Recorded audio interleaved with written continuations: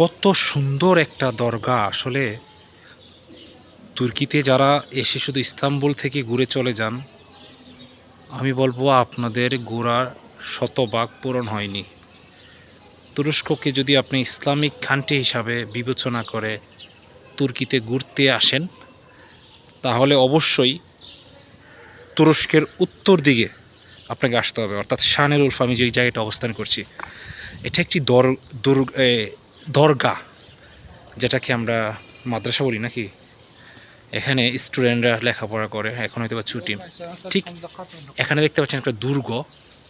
এই যে দুইটা গোলাইল দেখতে পাচ্ছেন, এই যে এই দুইটাকে গোলাইল বানিয়ে আমাদের আদি পিতা হজরত ইব্রাহিম আলাইসাল্লামকে নমরুদ এখান থেকে এই ডান দিকে, এখানে এই মসজিদের এই দরগাটার পিছনে কুণ্ডুলি পাকিয়ে ওইখানে আগুনের কুণ্ডলিতে নিক্ষেপ করে।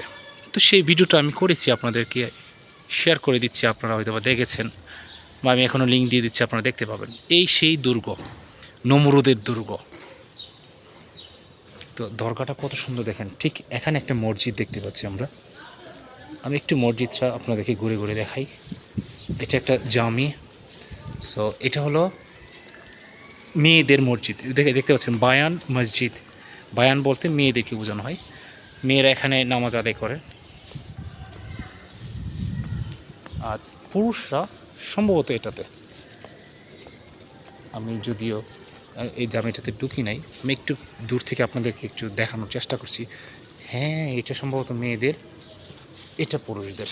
আর ওইটা হলো মেয়েদের এটা হলো মেয়েদের দুর্গ।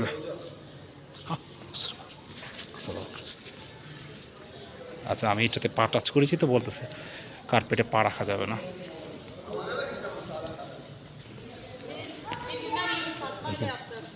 এখানে নিরাপত্তার জন্য পুলিশও রয়েছে। দেখুন কত সুন্দর একটা নারী। ওইদিকে আরেকটা মসজিদের আরেকটা দরকার, ওই পাঠ, ওইদিকে যাচ্ছি না, আমার বন্ধুরা ওয়েট করতেছে, আমি এদিক দিয়ে বের হয়ে যাচ্ছি। তো এটা হলো মেয়েদের দরগা আর কি, আর ওইটা হলো ছেলেদের। ঠিক পিছনে কিন্তু সেই নমরুদের দুর্গ। আমরা একটু বের হয়ে একটু ফন্ট আপনাদেরকে দেখাই। এটা হলো উজুখানা, এখানে উজু করেন যারা